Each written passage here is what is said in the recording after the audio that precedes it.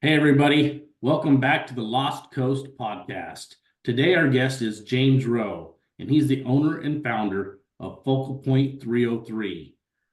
Hey, James, how are we doing today? Welcome to the show. Thank you. Thank you. Doing great. Doing great. How are you doing today?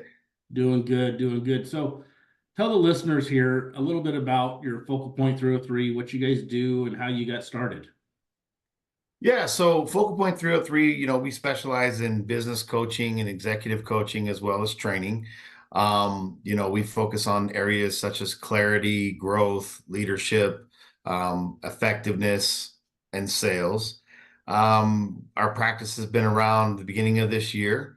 My background, I come from industry. I come from a salon industry background and spent the first 30 years of my career working in franchise, working with a franchisee here in the Denver metro area.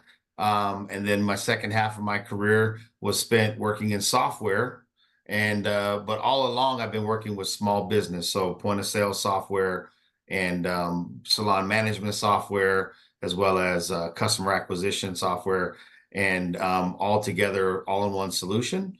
And I really enjoyed that. Enjoyed working with small business owners. So that led me to kind of thinking about what my next chapter of my life was going to be, and I found that business coaching fit the lifestyle. It was a great fit. Focal Point International. They have content from the founder Steve Thompson and Brian Tracy, the renowned speaker. And so they put together a collaboration over 20 years ago, and I just felt like that was a great fit for me to kind of sink my teeth into their content and try to bring that out and really help out with small business and really kind of get people where they like to go.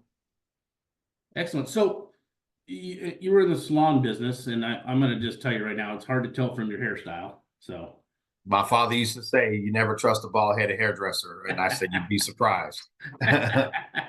no, excellent. So you're kind of from the salon area that. How did you decide to make a transition from that? Really, I mean, there must have been that's quite a movement from one to the other. There, what was in your feelings, and how did you get that startup? And what was some trials and tribulations you went through to get that? Well, I'm a product of Votech in high school, right? So I started out when I was in high school, and somebody had suggested, "Hey, have you ever thought about doing hair?" Because I really enjoyed it. This is back in the late 80s, early 90s for the people that might have been around back then. Yo MTV Raps was a big show that was big on TV, and I saw somebody get a design. I think it was Third Base, the rap group Third Base, and I saw the designs, and that's what got me interested in the creativity side of it. And so we started experimenting and doing things. And then somebody, that I was cutting their hair, they had gone to a salon. They said, "Hey, we want to hire this kid," and I was still in high school at the time. I think I was charging like $2 a haircut back then. So I was already kind of in that business mindset, and and I kind of found myself going through the program that this high school had. And by the time I graduated high school, I also had a short rap career, but that's for another podcast. Brought me into doing salon work early.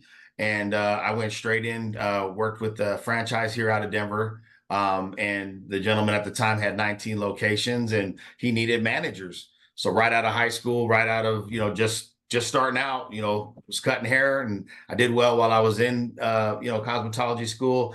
And when I got up into working with the franchise, ended up getting into management early and found that I really liked it. I really enjoyed the numbers. I really enjoyed working with people, and really enjoyed, kind of the satisfaction that it brought, seeing me make other people, help other people achieve their goals. And so that early on, it caused me to kind of really dig in on the management side. The Cost Cutters here in Denver, the franchise chain was owned by Craig and Laura Evans, and they were very influential early on in my life, and they gave me a lot of opportunity. And so before I knew it, over that time span of about 13 years, I was found myself in an advisor role, directly to the franchisor or franchisee. And, he went from 19 locations to 63 locations while I was there. I don't know what role I played in that, but I know I played some role in some of that. I did some salon openings. And so I found the fascination of really understanding business and early on, and really just kind of, I caught the bug early, and so yeah, long story short, kind of the end of that kind of chapter brought me to software for hair salons, because we brought super salon software into that environment. And so that took me from there into working for software. So the business side of it was there, and then the software, that's kind of chapter two. But I know I said a lot in a short period of time, so I'll pause there. But the business aspect was really what attracted me to it. Okay, so the software piece kind of came involved into your salon time, and so then that's how you kind of really have dove into the software piece, and then just kind of they kind of merged together, and now you're out helping other salons and other businesses interact the software to their business, basically. Yeah. So when at kind of the end of the career with Cost Cutters, I started working with Super Salon, and really as a customer, right? So really we needed to find a point of sale, and the founder Matt Rogers, he and I hit it off very well, and we were able to really start to strategically look at, first it was self-serving, right? What does your franchisee need? And what do you guys need? And I said, well, we really need our payroll to be processed. And so he kind of put together a team to work directly with me, and for our own benefit of our franchise. And I worked as a liaison between the two. And so we developed one of the first credit card integrations, with the software. And by the time kind of I was at a crossroads within my career, they were getting ready to sell. I didn't know it at the time, but they were getting ready to kind of, had an exit strategy. And so it was a natural transition for me to go to work for the software provider that I'd already worked hand in hand with for about a 2-year period. And so with that move, that allowed me to work with franchise businesses and independent salon owners and help them understand the software. So where you get exposed to is the numbers game, right? So you understand, you're not doing the P&L, but you're doing all the things that feed the P&L. You're not doing the paycheck, but you're doing all the things that feed the paycheck. So that there I became more of a translator of talking to the business owner and saying, what are we missing in our software? How can we make it better? What do we need to do better? And so by doing that, that put me in yet another kind of advisory type role, right? So I end up advising not only to the founder, but also to the development team. And that's what brought me to product management. So although it seems very stretched to go from hairstylist to business salon, business coach, what that's allowed me to do is really understand the business owner. And so with Focal Point, when I decided to start Focal Point 303, it's really with the business owner involved, and our ideal client is the salon owner. But we really help a lot of businesses get there. So the Focal Point background, 250 coaches worldwide, that infrastructure that they put together really attracted me to that. Okay, let me ask you this. So in the salon piece itself, focus on the ideal client that you mentioned. Does the salon have to be of any size, or is it can be just a mom and pop salon, or does there need to be 2 or 3, businesses, or what's kind of the framework where it makes sense to come to you and make something work? Ideally it's 1 to 5. That's the sweet spot, right? Because usually if you've got 1, chances are maybe you're looking at 2. If you got 2, you might be looking at 4. If you got 4, you're looking at 8. And as we all know in business, it's all about momentum. So once you start, the momentum is what carries you through. So ideal client, I would say 1 to 5 locations, really helping, trying to figure out what their goals are. Are you looking for time off? Maybe you're spending too much time in your business. Do you need training? Is there a team environment? Can we bring in some of our 21 principles to really, step through with you as the business owner to take you to that next level? It's like a lot of people don't understand the difference between coaching and consulting, right? If I was to break that down, I would say in the coaching side of things, you're drawing out. and the consulting side of things you're pushing in. So if I'm coming to you telling you how to run your business, I'm being a consultant, right? If I'm coming to you asking you, so what's your goals? Where are you headed? Yep. What do you want to do? Right? That's me drawing that information out, because as we all know, and this is one of the theories of Brian Tracy, as we all know, it's that clarity of self. You got to know thyself. You have to understand who you are to know where you're going. And so if a coach can come in and help draw that out of you, man, before you know it, you're conquering things you never thought you could conquer before, right? Yeah. That when you put it like that, maybe I don't call myself financial consultant anymore. I call myself financial coach. I do the same thing. I ask them, what are they here for? What can I help you with? What are you looking for? And we'll find ways to help you do it. Basically, I need them to tell me. I can't just tell them, here, you need to save more money and make more money. I mean, isn't that everybody's problem?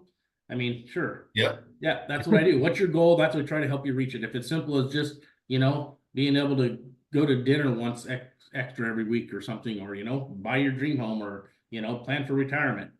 Yeah, I get it. I get it. So get them to tell you, then you come into the business and then you show them how to adapt and change some things and put some things in place to reach Yeah, out. so I mean, we'll meet with them, anywhere from, we can go once every week, we can go 2 times a month. It really depends on what the needs of that business owner is. And then we try to establish the why. Why are you looking for coaching? Why do you need to have more time off? What would you do with that time? We start to try to really understand the gap and how we as business coaches can help fulfill that gap, right? Help you fulfill that gap, shall I say?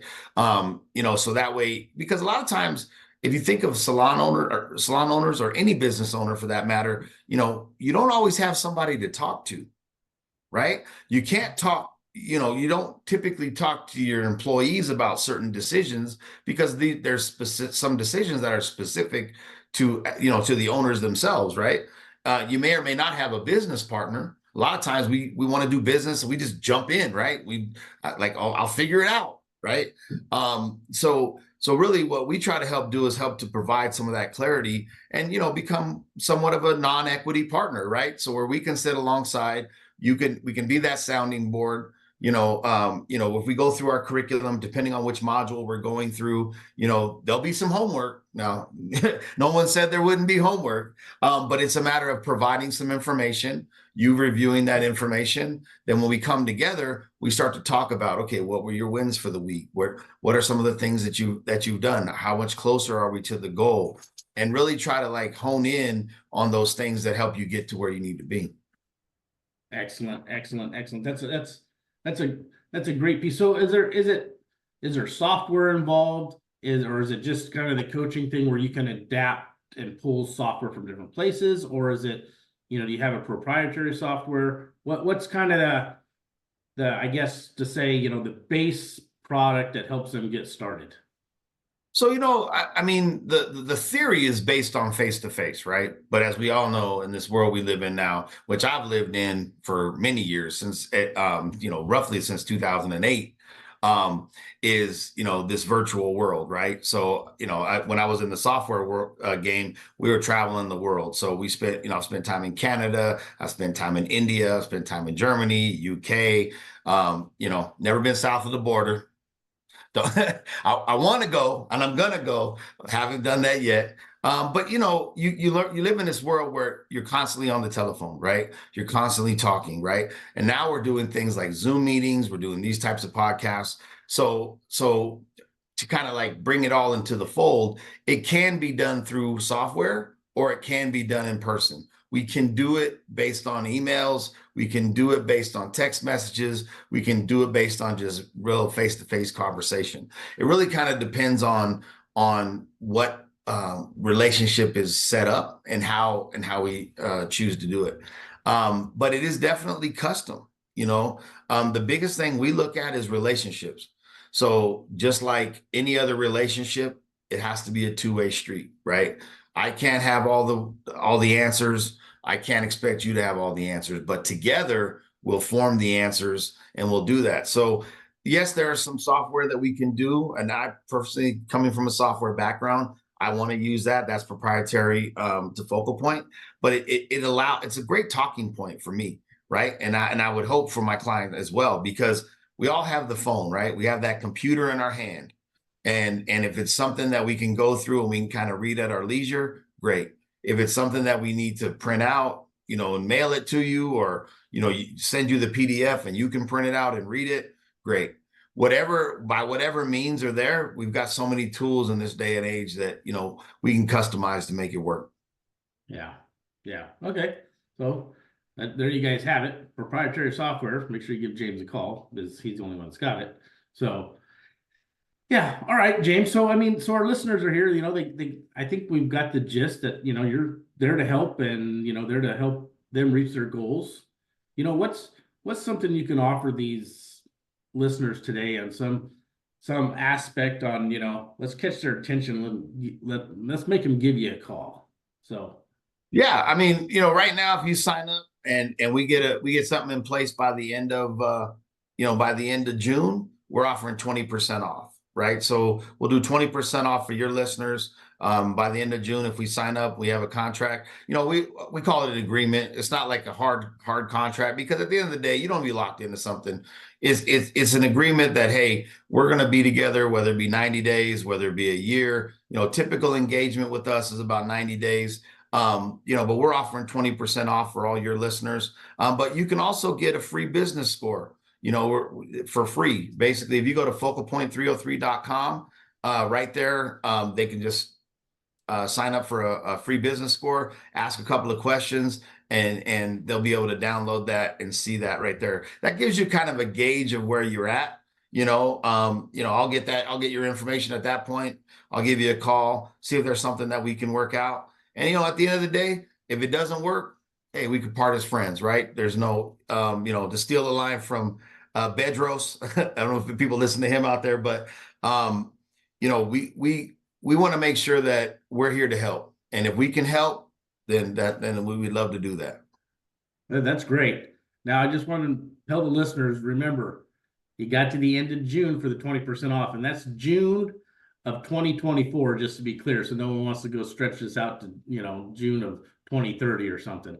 Don't get excited, everybody, thinking you found the loophole. I just corrected it. So anyways, James, that's great. Now,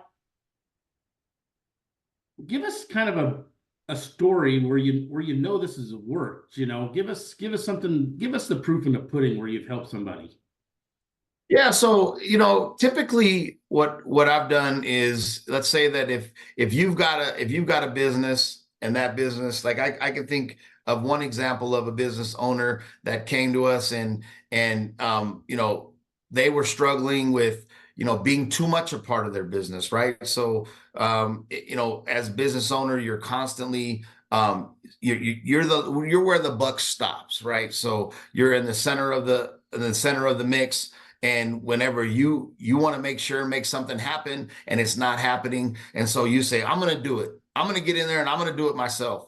Get out of my way. I'm going to handle it. Well, within 90 days, we've been able to deliver the result of saying, you know what, where do you see yourself making the most money?